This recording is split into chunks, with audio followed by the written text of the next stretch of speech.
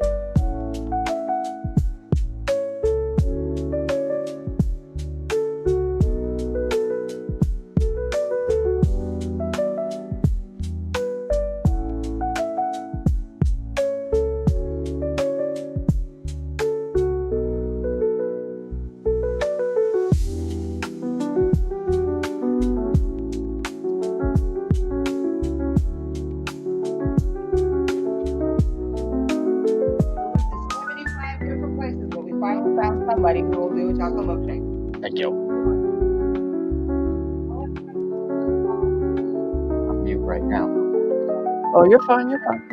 Good night.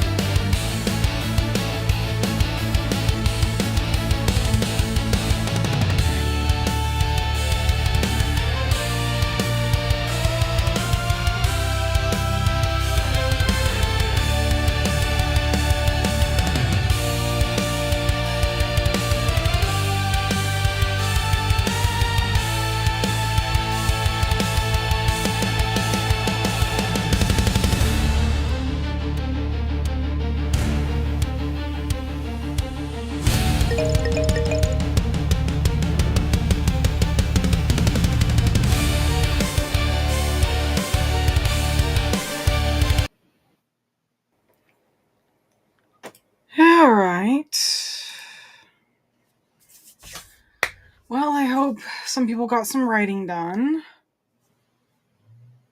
And Crazy, you're.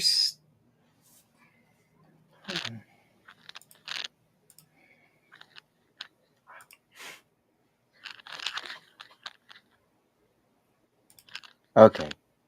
Can you hear me now? Well, waiting for Crazy to get unmuted. Hope people are getting some writing done. I honestly do not have like the biggest motivation this week. My brain is like refusing to work. So I just kind of wrote something a little random. Might be working on fan fiction later. I'm not 100% sure. Hello, hello. Jared will be here. He's just stuck in traffic.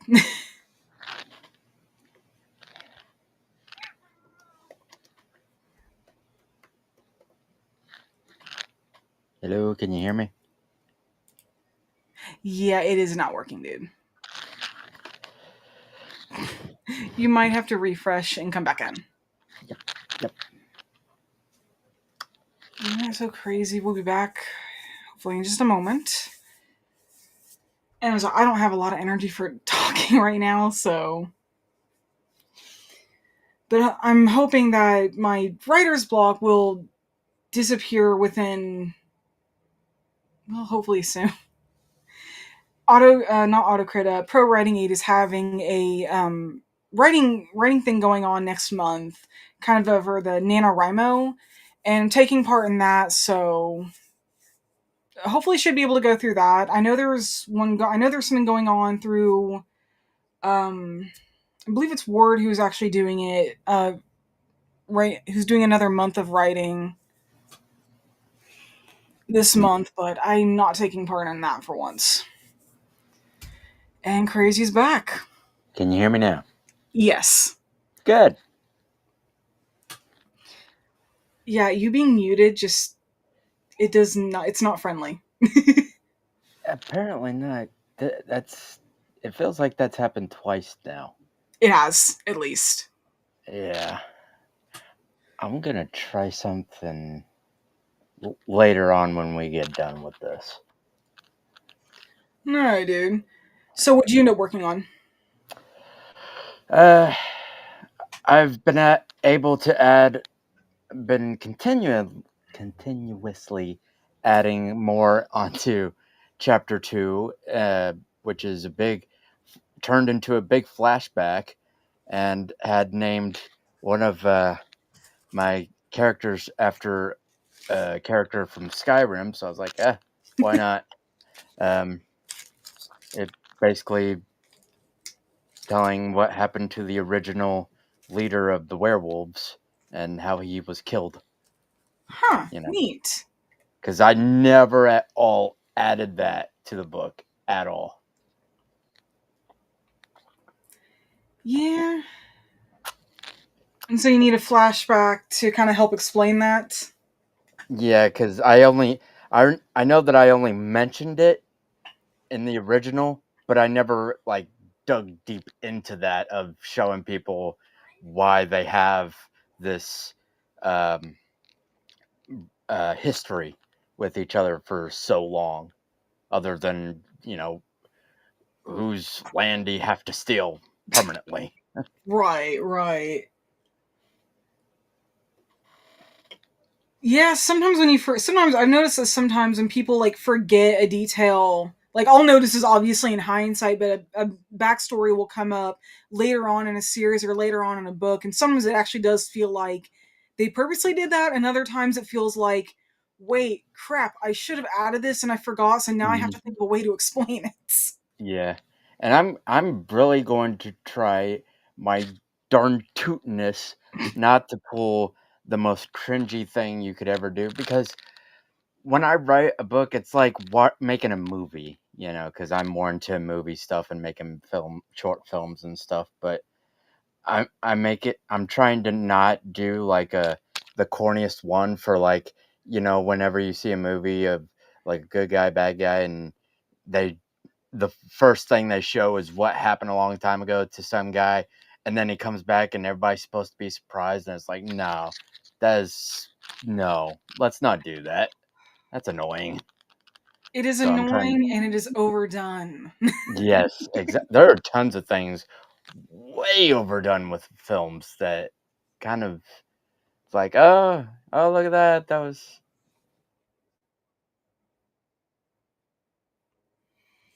Oh. Oh, hello, me. How you doing? Yeah, just give me a moment and I will have this fixed. Now you see me. Now you don't. Pickable. Pickable. Pickable.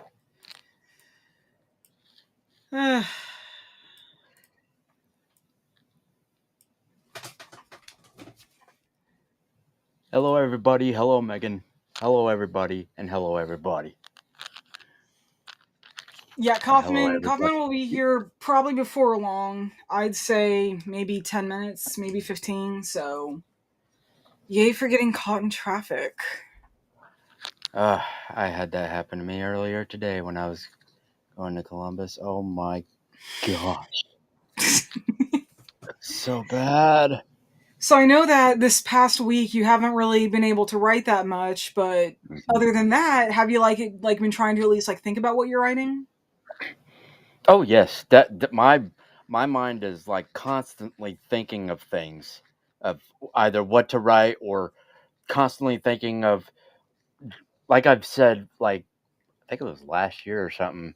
Like my mind is already like books away from where I recently am now. That's like it's already on the last thing, or I'd being like, okay, this could happen to him, this could happen to him, this could happen to her.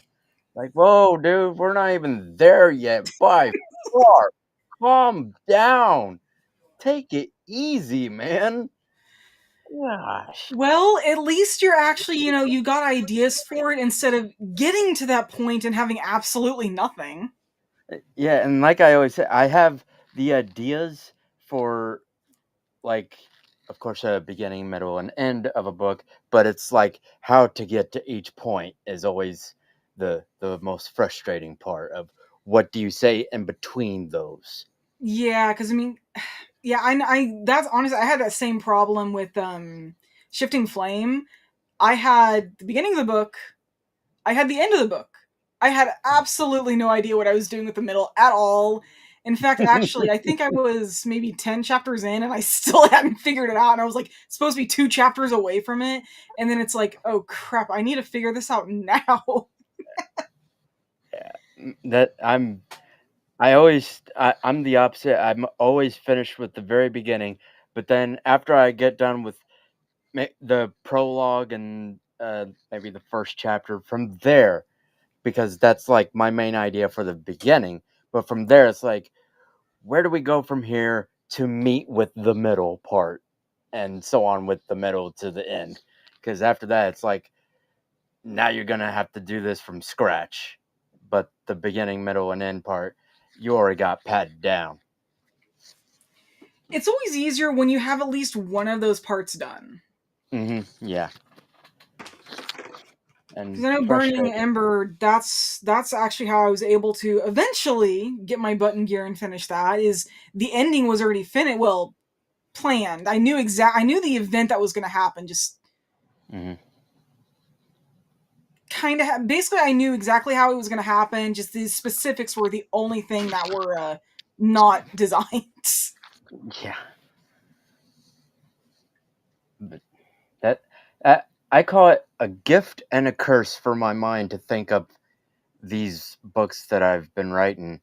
Is that I write the books, they're good, and I'm obviously gonna redo them to make them bigger books than what they first came out with. But it's fine with like the the gift is like already thinking about what each one's going to be about. The curse being I'm just started on one, but my mind, like I've told you many times, it's already at the end. It's already Yeah. gone. Already at the last book of the entire series, and I have to like strain myself to calm the crap down. Maybe one thing you could do is write down some of the ideas, maybe just get them out of your head. and see if that makes any difference. See if it makes it feel a little less overwhelming or something. I could try that because, I oh mean, worst that boy, happens is you have it written down and it's still in your head, but that pretty much happens to me 95% of the time. yeah, maybe doing it again will be that 5% that it actually doesn't do the usual for you. That would be so great. Yes, please. I have too many things going on in there. Ugh, I definitely hear that. I know I've got a series that a fanfiction series I'm starting right now, One Piece, of course, and it is honestly the first time I've actually designed a series, and I have absolutely no idea what direction it's going. Hmm. I know the main character. Yes. Her first story is actually pretty planned out. But beyond that, I have absolutely no idea where she's going. I have no idea where she's going. I don't really have that much of an idea what's going to happen to her yet. I just know that she's not going this way, but then Hmm. there's like a million other ways she could go, and it just That was, I think that was with me and a character I wrote. Uh, Probably about by the end of last year. Her name was, either I called her by Kara or Kara. I think it was Kara or something. But anyway, it was like I knew her. I knew what she looked like. I knew her story. But the storyline, her own story, that was like, yeah, I got nothing. I knew who she was. I knew her background and everything. After that, nothing. I have no clue. yes, it's so much fun creating the character and then just having absolutely Mm. nothing to do with them.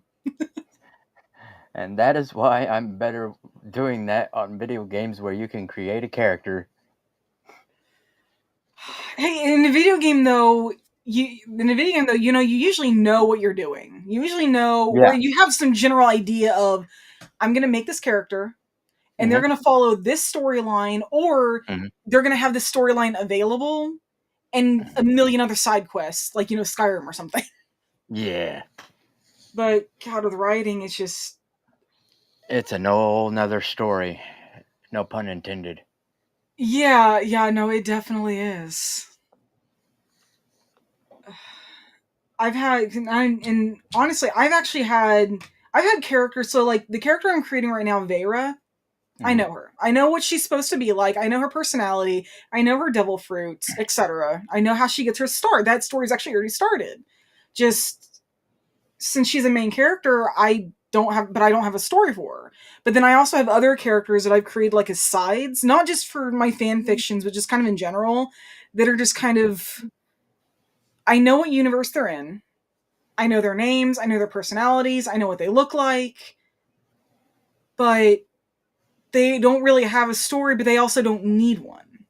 Right. Because they're just side characters. They're supposed to be support in some way, shape, or form. Because I've had characters I've created for my fan fictions that one of them, like for instance, yeah, I actually know two of them. I knew what they were. I knew who they were. I knew what they were going to do. But they literally just sat to the side until I brought them in. And then Yeah. they actually proved, oh, hey, this character is actually perfect for this. So here's where they're going to fit into this nice little slot. And then I got other characters like Veyra, where it's like, where do I go? And it's not even one of those moments where like I can like turn my mind off and let the character decide what to do. Yeah. No, she doesn't even want to do that. I've literally like purposely tried to turn off my brain and let my characters take over. Yeah, Right. no, that doesn't always work. And it is so infuriating. Because, like, I don't know where I'm going. The characters don't know where they're going. It's confusion all the way around. Ooh, that just made me think of a question. When you're writing a book, and when it comes to like maybe creating side characters or main characters that might appear later on and stuff, how many is just too much to handle? That is a really difficult question because some books, you really only need two or three. Mm-hmm. And then other books, nah, you're kind of like Martin, where you've got like 1,000. Yeah. So I guess it really depends on the story you're writing, the genre you're going for, the age group, you're intending your story for. Mm-hmm. All of that I think goes into it. So I think it just varies so greatly. There's no way to answer that. Completely And agree. hello, Kaufman. Yeah. Oh, Captain, my Captain. Oh, Captain, my Captain, Talio. Tell you, bucko. Talio. It's time to write now. Well, glad you got out of traffic, Man. dude. Oh man, yeah, today's been a day. This past 2 weeks have been nonstop for me. But thank you so much for handling it over here. It sounds like you guys were having a pretty good conversation. Yeah, I think so. Mm-hmm. Mm, Words. words, Words words are were win. used. Yes. And power. How was the what were you guys chatting about? What's the writing vibe today? Talking a little bit about characters and not knowing where to go, sometimes having things planned out, sometimes things not planned out. Mm-hmm. Just kind of, I guess, like various writing issues related around the plot and characters themselves. That's kind And of then, like, And he like interesting. I just asked, how many side characters is too many? How many? And again, with it Too varies, so many. we could either be you need That's a 2 good or 3, question. or you're gonna be like Martin and have 1,000. Mm-hmm. How many side characters do you guys think is too many?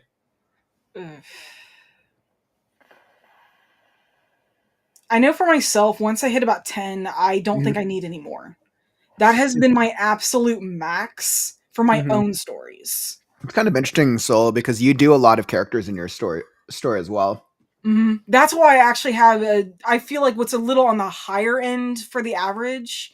Because, I mean, I'm not doing an epic like Martin, but Mm-hmm. I feel like I do need enough to flesh out the background and make it Mm-hmm. feel more alive. Mm-hmm. Because, I mean, I don't want like so many where it feels like people are getting overwhelmed. I'll use my mom Mm-hmm. for example because she's read a lot of my stuff.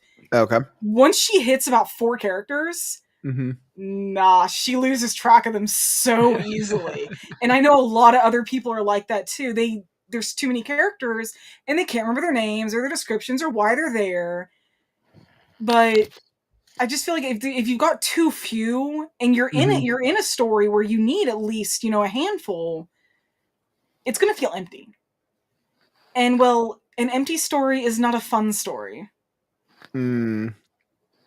Yeah, I think that's an interesting thing. I think. What about you, Crazy? How many characters do you usually juggle in your books? Well, I usually juggle about 4 or 5, and when it all comes together, it'll probably be more like about 9 or 10. But I'm gonna make it to where I split them up to where it's gonna have no choice but to stick with 5. So 5 is my number that I can do. Interesting. I'm looking at my story Bible and I was asking myself what I did for a Scarecrow. I have I think I would say I have 6 characters who I would consider major characters. And when I think about a major character, I think a major character is any character that affects at least 50% or more of the plot, Oh yeah. right? Because characters are Yeah. the plot is really telling the core story about really our MC. But I really like to think of the how big a character is in relation to character and plot. It's just the way that I Mhm. look at it. Um, and then I think about the rest of my supporting characters. So I have about 20 supporting characters. And of those supporting characters, they each show up generally anywhere between 1 to 3 chapters at a time in specific story arcs throughout the book. And those are so when I think about the supporting characters, those are characters who generally get a little bit of character development to degree. Readers will generally have a sense of who the character is, but it's not like I don't invest a lot of time like I do with the major characters. Right. Now, something that I'm doing differently with Scarecrow, and we'll see whether or not I pull this off, is that outside of the supporting characters, I have, in addition to that, 40 minor characters who are the all of the animals in the Colosseum arc. Um, and what's interesting is I usually like tell writers like don't do a lot of characters. Like I'm trying to do something very different in that I introduce a lot of characters in this Colosseum story arc in a way where it's more part of the world building and where readers don't have to remember all the different minor characters. The readers get to pick or choose. They're like, oh, I want those animals to survive. I want those animals to die or whatever. And it's very like intentional. It's something different, but we'll see whether or not I'm able to pull it off. In a story like yours, Mm-hmm. that's usually like I think it's good to have quite a few, Mm-hmm. especially like just simply being supporting characters. Mm-hmm. Yeah, in that kind of world, at least a handful is what you want. Yeah, and I mean, I think I feel pretty good that because like it is dark fantasy, but it's action adventure. And I think about action adventure stories where you're following a group of characters across the land, right? I think about like Lord of the Rings. You're generally following. That's what the first book is. What eight? Eight of them? I'm like trying to remember. You got the four hobbits, you got the wizard, Mhm. and you got the two men, the elf, the dwarf. So 9. You got about 9 or 10. So about 7 in the first part, 9 to 10 throughout the fellowship, and then the later parts of the book, it's generally the two hobbits in the one portion, and then the humans. I think about other action adventure books, and I think about what the average is. I want to say that when I did it on my end, I wanted the reader experience to follow 3 characters throughout the first half of the book, and then it follows 4 characters throughout the second half. Well, both character groups have completely different dynamics to match the tonality and the character arc of the main character. Oh yeah. Mm-hmm. And that's another thing to always consider is just what exactly is the tone? What exactly is the tone and what is the events going on? Mm-hmm. Because now that I'm actually thinking about it, I cannot recall which book this is. Mm-hmm. I know it's on my shelf, but there was one book, it had kind of a really kind of upbeat moment. Mm-hmm. It did not need 5 characters. It did not need 5 characters in that moment. That was too many. 3 of them would have been enough, but 5 of them just Mm-hmm. felt like it was too busy. Yeah, I could see that. Yeah, and then I mean I see Lynn's comment when you said you like urban fantasy because you can have so many characters across the series. And that's interesting. I mean, especially I think about urban fantasy type worlds because there's a lot of I feel like urban fantasy stories tend to introduce a generally like a couple major characters and then an extraordinary amount of supporting characters with a lot of different personalities. And a lot of times, the majority of supporting characters serve as obstacles or either foils, obstacles, or some type of support to the MC. Yeah, it's interesting. But yeah, I mean, I think if somebody were to ask me how many characters is a good or how many characters is too much or how many characters is right for a book, I don't know if there's necessarily a right answer. I think if somebody hasn't published a book before or they haven't gone through the experience of writing a first full book and they do a large cast of characters, it might be a little bit more challenging. Because I think when we think about characterization and we think about character development, every single time we add another character to our story, that's a whole nother set of character building, plot and plotting. Mm-hmm. In every scene, then we have to ask how is the character going to help our MC or hurt the MC. Mm-hmm. And then if you have a large cast of characters of like 10 characters in the first book, it's hard to be able to balance that with every single character if you haven't practiced it before. Yeah, I have to admit, Burning Ember, a lot of characters in the first book, and quite a few in the second as well. And the third one is starting to turn out that way already a little bit. And I mean, yeah, Burning Ember was the first book I ever published, but Mhm. I had also been working on that for 18 years. Mhm. 19 when it got published, but 18 to actually like from when I first thought of it to when Mason guilted me into shamed me into Mhm. doing it. But Mhm. yeah, I probably shouldn't. In hindsight, I probably should not have had that many characters Mhm. around Kasai at the time. But Mhm.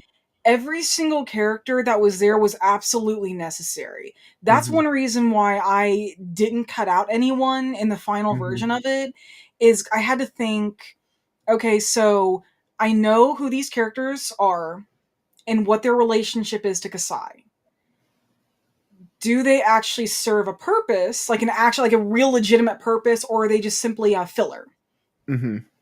And when I realized that no, these characters are absolutely essential, I mean, I will admit, Gore was probably the only one I could have cut completely, Mhm. but I did not do that because even though he wasn't entirely important to Kasai, Mhm. he was important for the actual area around him, so the crew. Mhm. Because the crew needed a first mate, and he actually did Mhm. give kind of a vibe to it.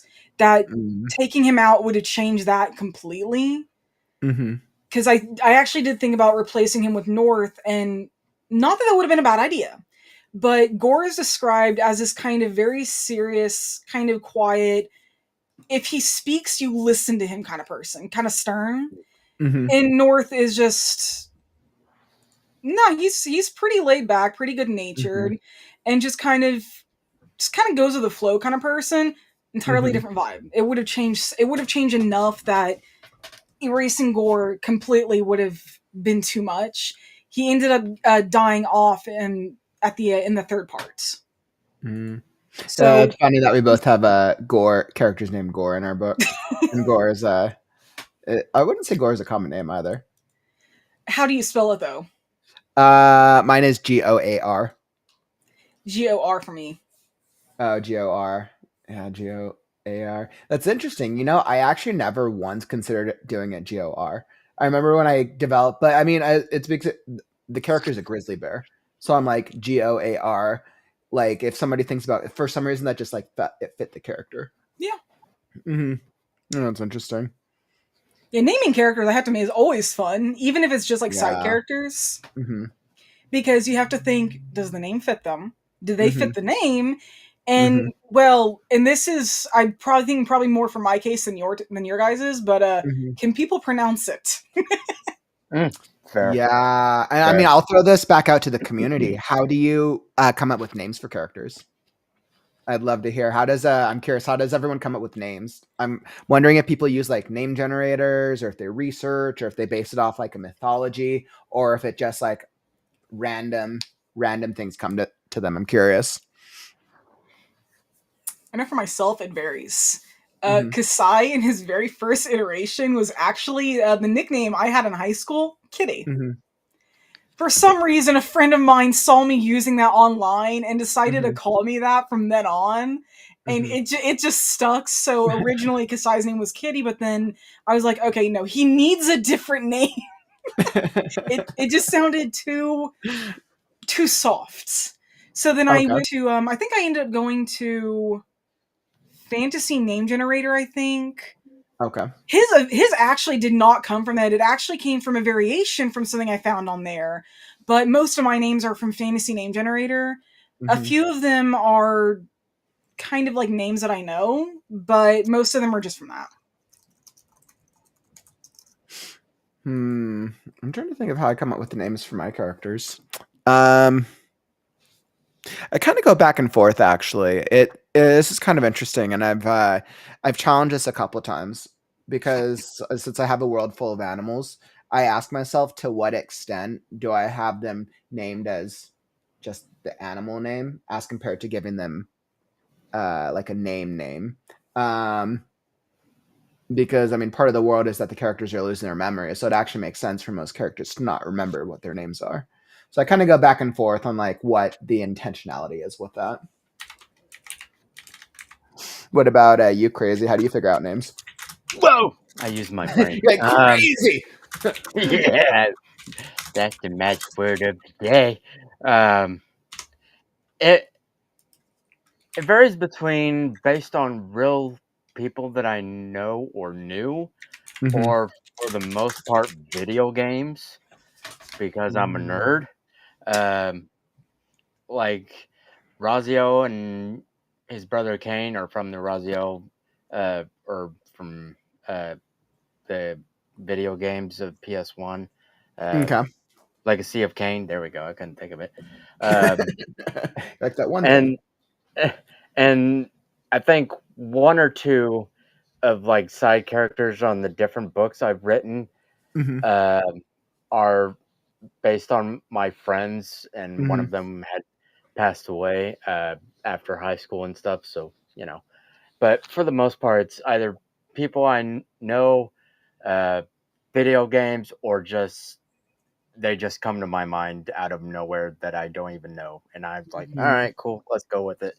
Like Angel, he Hmm. just his name just popped in. And it's like, okay, well, I can't figure out a decent name for him anyway, so let's just go with it.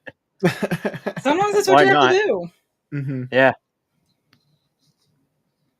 Yeah, I kind of see that as well. It seems like from those in the chat, I see Lynn, you like come up with names on vibes. Susan, you like names for my characters. For example, the name Patricia came from my mother's middle name, Karen Patricia. So it kind of seems like it's a mix of names that come to us spontaneously, or names of those that have some type of emotional significance from Mhm. our life, which is interesting. Mm. Yeah, same with Megan. Like I based one of my OC of Jiaolin Showdown after my Aunt Rose. There you go. Hmm. Yeah, and I mean, I think names are interesting because if you're, yeah, I feel like you have to the character has to have the right name because you're going to be using it so frequently throughout the Mhm. novel, right? Both just in from a pure like writing perspective or from a pure technical, for placement and referencing the character. So then the reader's going to be associating the name whenever the character does something. I always find it fascinating. Hmm. Yeah, it's really interesting. I feel like with characters in general, I think my writing style tends to be very heavily focused on character development. I tend to prioritize character development and then plot. I want to say I'm character, then plot, then world building, generally speaking, when I think about it. Yeah, and I mean, even with Scarecrow, I think like most of the character, majority of the characters are very like big. They're like very big, extraordinary characters. That's not always the case for every like fantasy world, but that's what I wanted to do.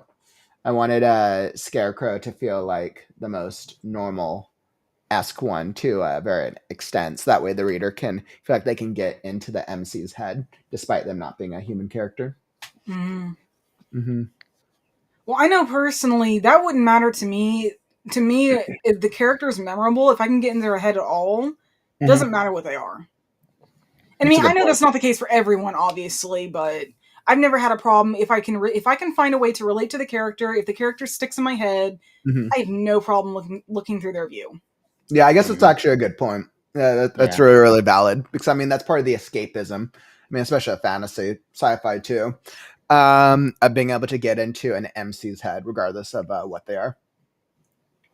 Yeah, if you can't create a main character, especially a main character Hmm. that people just cannot connect to for any reason, Hmm. yeah, no, your book's not gonna do well. Mm, man, yeah. I mean, it's kind of interesting. How did you guys figure out what your MCs were going to be for your books? Did you guys like know from the beginning, like, hey, this is the story about this character I want to tell? Little bit. I mean, Kasai was always supposed to be the main character. He Hmm. always had. I mean, ever since the very first version, Hmm. even before it was actually pirates, because it was actually started off as a little comic I wanted to make, but my drawing skills are Interesting. crap. So, but he was always supposed to be the one who goes and tries to find his dad. That was always supposed to be his journey. For Bound by Song, not much different. I knew that Tomo was supposed to be the guy who was engaged to one guy, loved another, the typical, love triangle kind of thing. Mm-hmm. And I've had other my other characters, like for my fan fictions, except for one of them who I have no idea what she's doing right now. All of them, it's always been about what they're going through. Mm. I think Nyx might have been the only one who was maybe a little different. Mm-hmm. That one was more about not exactly like who he was and what he was doing, but more of the mission he was on and the fact that he was unable to complete it. Hmm. So that one was more little. That was a little more plot focused rather than character. Hmm. What about you, Crazy?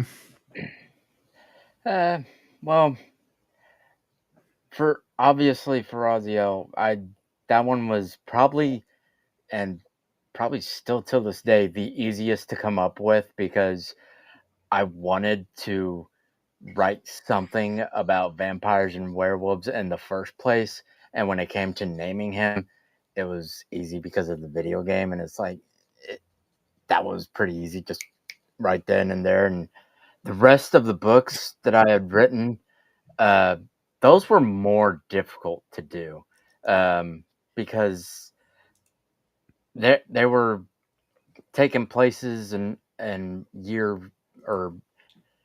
were taking places of things that I wouldn't out of my comfort zone, basically, because I'm more into the darkness. But my other books were more of into lighter tones a little bit and whatnot. So I would always try to add some darkness to them. But then there were some, I think, two more characters that weren't too hard because, again, easy darkness. I'm more of a dark dude, but they were easy, but it was just always difficult of when it came to the name of Damon instead of like Damon. Uh, that was how I did it. It's like, oh, well, just call him Damon, and you could just make fun of his own name, break the fourth wall, and make fun of it, and be like, yeah, I know it's pretty freaking stupid to call me that, but Yeah, I call was him born Damon with and let's it. call it a day.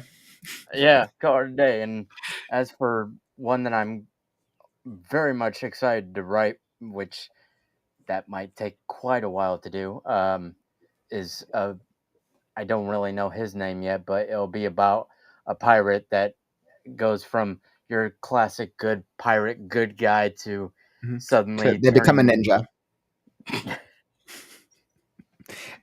And then they learn that they were actually a dragon all along. And they only Sure. lost because they forgot to put a dragon on it. Forgot to put the dragon stamped on him. They forgot to stamp it on his ship. All right, now what? All right, so what happens when they're the pirate? He goes from the classic smuggling pirate to like this dark, dead person, or dark dead skeleton like pirate who's looking for revenge and needs a ship that could help him take revenge on this person who I'm going to base on a real life. I forget the name of him, gosh darn it, but I know he was an actual pirate that many people have wondered what happened to him. Like some say that uh, uh, he was stranded on the island and marooned, but others say he got killed by his own shipmates or something, or eaten by a shark. So it's like, well, I'll just use that and just say that this guy killed him or something, stole his soul or whatever. But I'm just more comfortable with dark stories, and that's why it's so much more easier to come up with characters when I think of dark stuff. But when it comes to the light, I can only think of like 10% of it, and the rest I have no clue. Well, that sounds like a pretty fun That sounds like a pretty fun story. Yeah. It sounds like a lot of fun. Pirate stories are always fun. Oh, yeah. So you might be a little biased on that one. Probably as long as there's ninjas, it would probably be even more better. I'm sure. You know what's Ninja interesting? dragons. Crazy. Well, you were talking about that because you mentioned vampires. I Mhm. don't know if this will work or not, but I wrote a scene in Scarecrow. And I've kind of gone back and forth because it's a little world building, and I'm gonna have to get feedback on it and see if it actually works or not, because it's like the world that I'm creating is fantasy, right? Purely Of fantasy. course. But there's a couple moments in it. I think there's a beat somewhere early in the book, a beat somewhere later, where I make a reference to robots, I make a reference to zombies, and I make a reference to vampires. Nice. As like a mythology type Yeah. thing on whether or Yeah. not it's actually real. But the world is a dark fantasy.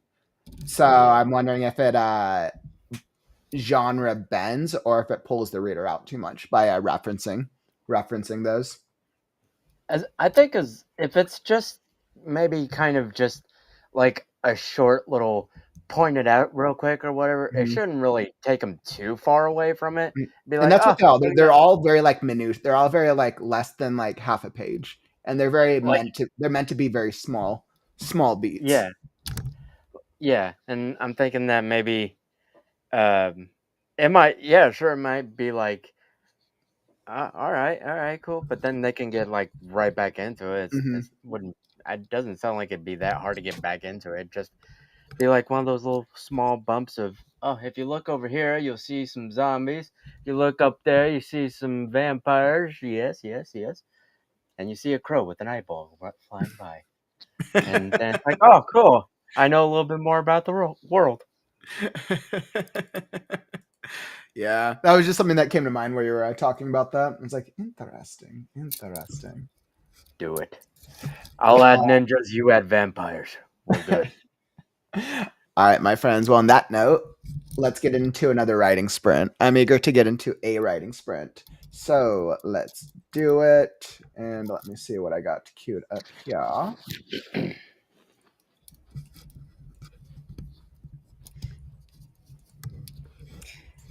Megan's comment is interesting. You want to call out to it while I'm getting this set up? Yes, give me 1 second here. Oh. Oh. Oh my Oh. goodness. I love that. Oh Ninja my. vampires? Oh my.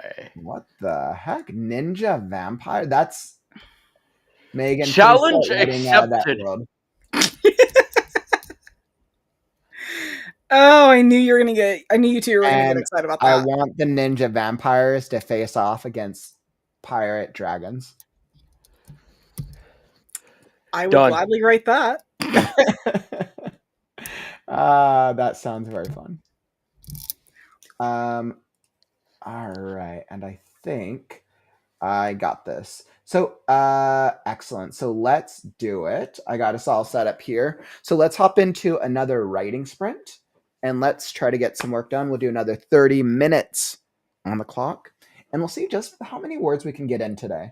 Let's do it. I know everyone's super excited with Freaky Friday just around the corner. Let's push ourselves. Let's get a couple words in and we'll check back in after the sprint. I believe in us. So, whether you are writing, editing, revising, author branding, or maybe you're just procrastinating, come join us because it's time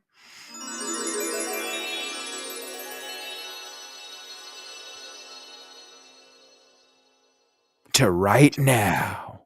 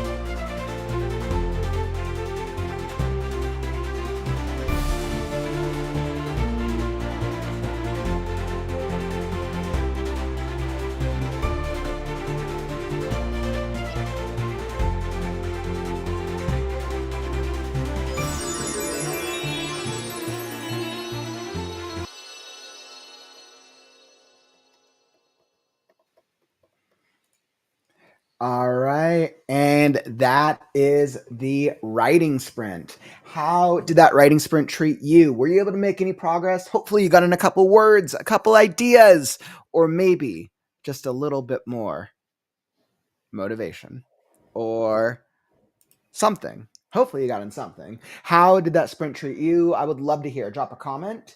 I know for me, I wasn't able to work on Scarecrow, but I'm hard at work with an admin for Freaky Friday since the competition is day after tomorrow. So that's kind of where my gears are at the moment. But I'm super excited for everything to come. How about you guys?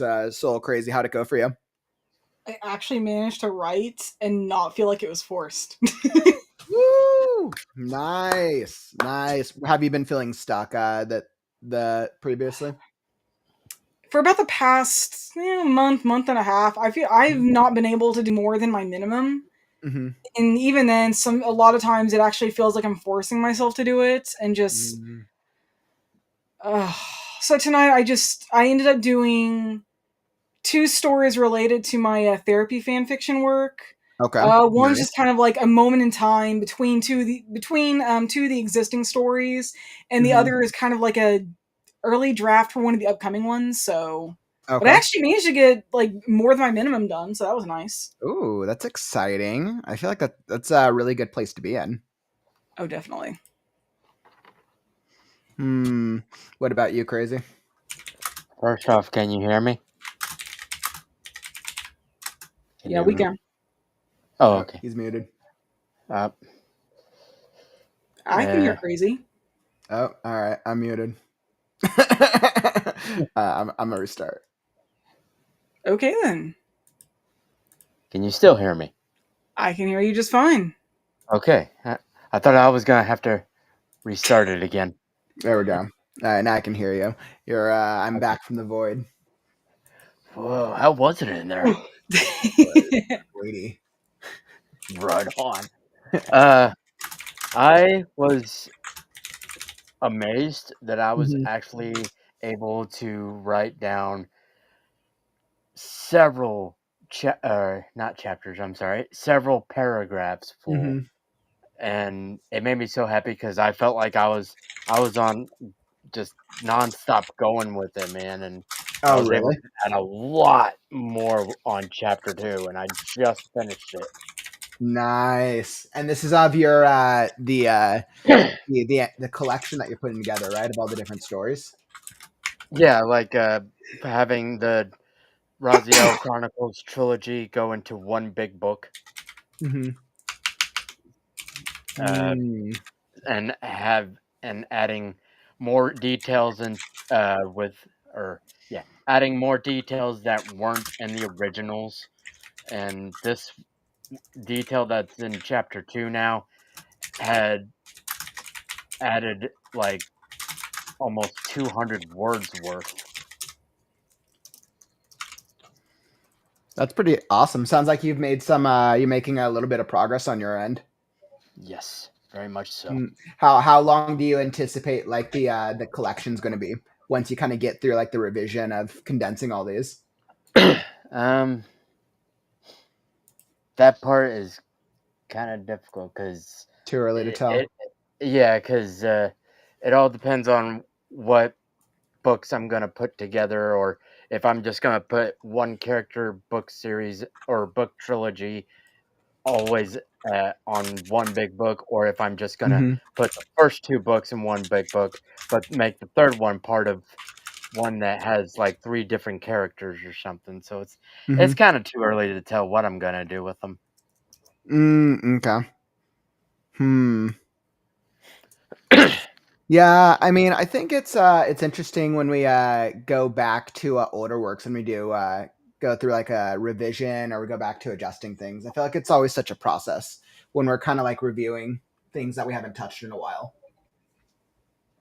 I kind of ask myself what that will feel like when I go back and touch on some of my like older scripts and screenplays. Oh Fair. man, yeah. That's the beauty of it, is you end up adding things that either you knew that it didn't make sense not to have it, or sometimes you add it and you're like, oh, I did not expect this to happen Mm-hmm. at all. I know, right? Yeah, and I'm kind of both ways of like, I knew I had to add more details to something, but I didn't know I was gonna be adding like almost 200 words worth. Yeah, I guess that's actually a good point. I think that's part of the exploration part of it, right? Like we Yeah, don't know what's going to evolve or come from it until we yeah, actually go through the journey. exactly. Well, I feel like I'm making progress with Scarecrow, slowly but surely. Hmm. But I am super excited. I'm decided I will do the gonna finally do the official cover reveal for Scarecrow. Good. Nice. That will Please be do. next weekend. Oh, definitely looking forward to that. Mm-hmm. It's Okay. like I figured as a celebration for finally hitting 1,000 on YouTube. I was like, all right, I'll do the Scarecrow cover reveal finally. I'm super excited that the artist that I got for it like did an incredible job. I'm like so proud. I feel like it like perfectly captures my vision. Gotta love it. Hmm. Yeah. Now, do you plan on making Scarecrow a trilogy, or is this just a one book thing? It is a series. I've asked myself if it's a trilogy or if it's longer, and I'm not sure yet. I know what the overarching, A story is of the series. And I'm asking myself if I'm able to tell it in 3 books or not, or if it's going to take more than that. That is fair. Um, I think right now it's going to be intended as a trilogy, at least the core Scarecrow story. Mhm.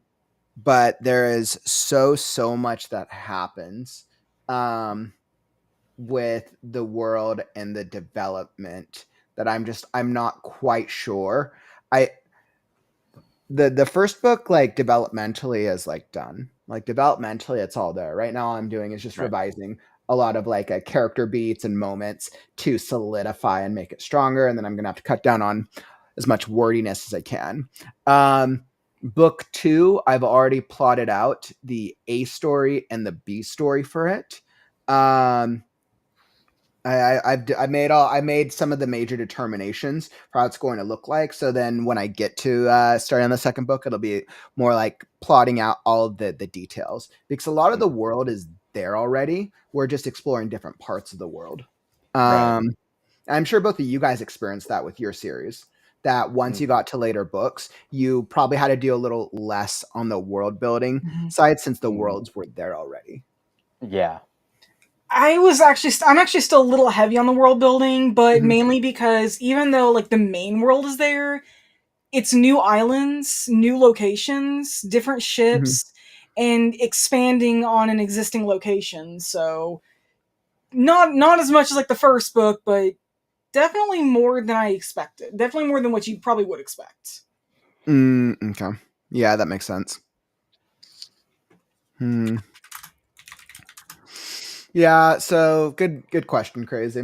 I'll continue to ask myself that. The at heart, when I thought about Scarecrow, I asked myself what type of story did I want to tell, and I wanted to put to the test what because I think a lot of fantasy worlds. I mean, magic is very popular, obviously, with fantasy. I wanted to put the question out there of what happens if magic was released into a universe, and what are the consequences of magic itself, of a magic system.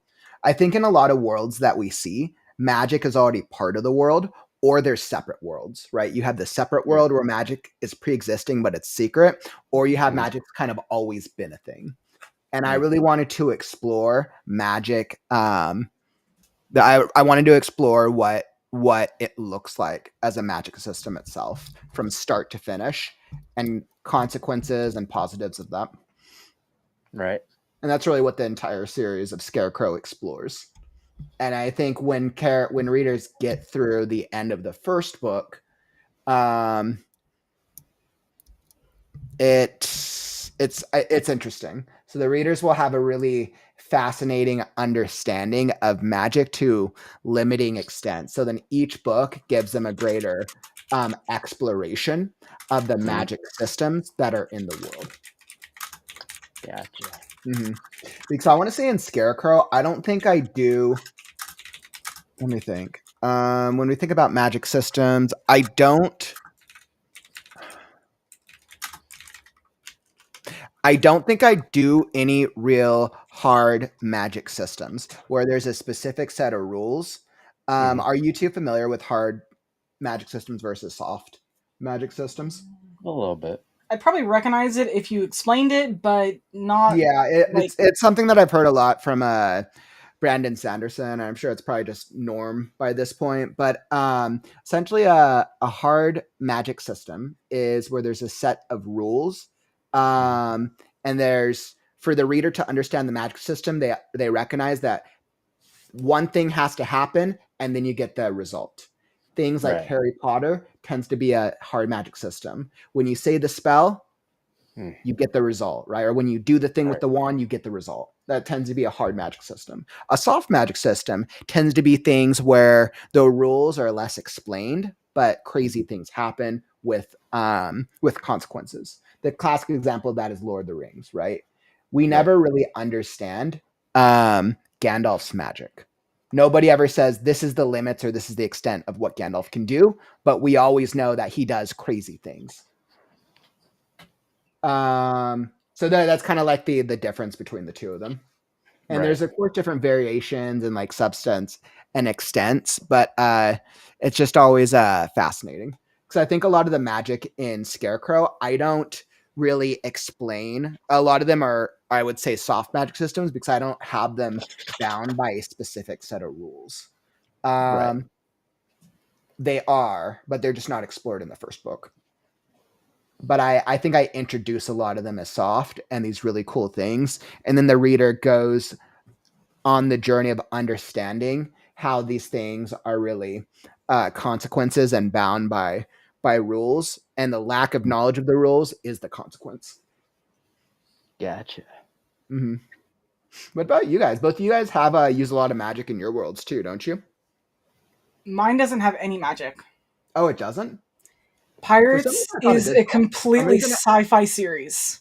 I was like, for some reason, I thought it had some types of abilities in your world. Yeah, they're called genetics. They were originally based off devil fruits, but the idea is that humans mutated to be able to do things like control elements or become one with them, similar to like Logia fruits. Be able to shapeshift into different creatures, either entirely or just parts of their bodies, or do things like mess with magnetic fields, or be able to detect them, being able to levitate things, Like I said, loosely based on devil fruits. So couldn't you argue that that's a type of magic? It's kind of like when we go into like different genres and we're like, all right, guys, Star Wars is the Force magic. I was waiting for that And then reaction. it's like, okay, well, technically Star Wars is then a fantasy. Calvin loves to argue that point all the time. Yeah, no, but I consider Pirates completely sci-fi. I purposely did not include any magic in it because, I mean, 2,000 years after the world has flooded and things are still not back to like what we have now. Yeah, if a lot of their books are not there and an entire island is nothing but scientists, yeah, no, they're not going to have a lot of reference for magic in general. This is Lynn. You made a really interesting call out. Lynn said, I like to operate on the idea that my audience might not remember all the details of the world building. So I like to reassert stuff. It's actually interesting. I think like important world building elements are absolutely critical to reasserting 100%, especially things that are going to affect like the characters and the plot more so. I think that's powerful. For me, the magic, it does in a way exist because there are like these, because obviously they're vampires can do things that no normal human can do and stuff like that, and plus some of the characters I have, like Angel um, um, or maybe the pirate dude with ninjas thinking about it. Uh, they whenever you see that people do things that no normal human can do, sometimes I think of it as magic, and especially when you put into the mix, like these stones that could make people do things, or can, for instance, enhance a vampire's power beyond what they could normally do. And the same goes with the werewolf, and it all comes back to magic because someone invented stones to give people certain kind of magic as long as they hold on to that stone. So that's really interesting. That's really interesting. So it's based on them needing the object to be able to encounter it then. And yeah, and they uh, the main story of the series is they gotta find them, and there's gonna be this thing of you could mix both of them, but two at the most. But they're gonna find a way to have all of them combined in one, which would make it very, very dangerous to do. Interesting. And so that's like that's what the core story explores over the novel. Yes. Yes. Interesting. Well, I'm definitely looking forward to seeing how that evolves and gets published. Crazy. That's awesome. I can't wait. It's all in there, man. And like I was telling Soul earlier, and I'm sure I've said this lots of times, that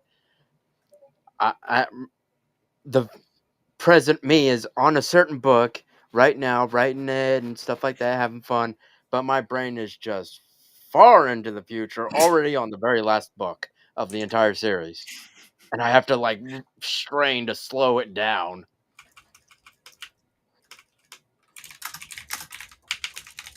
Because it's already got everything figured out and how to tell it and stuff. That's interesting. That's interesting that you have it all plotted out, and some people do. There's some writers that definitely do that, where they really plot out and map out everything. I think I map out everything to a certain extent, like the core plots. But then I end up exploring a lot of the character development as I go throughout the journey. Yeah. It's fascinating. But this absolutely is some really great conversations. But this brings us to the 2-hour mark. So everyone, today's been an absolutely great writers group. Soul Crazy, thank you for leading the charge today as I struggled to get online.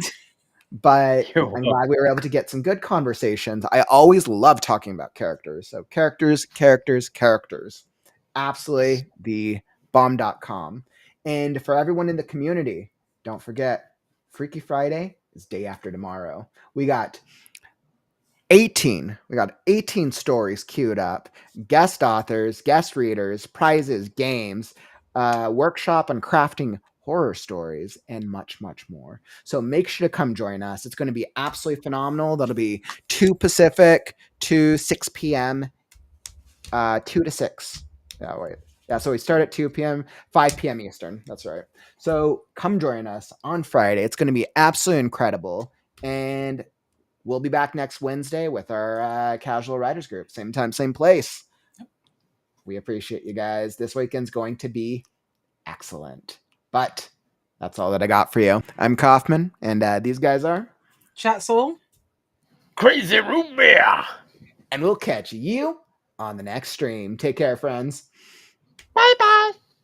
Stories are forever. I'm Kaufman, and I'll catch you on the morrow. Stay creative, writers.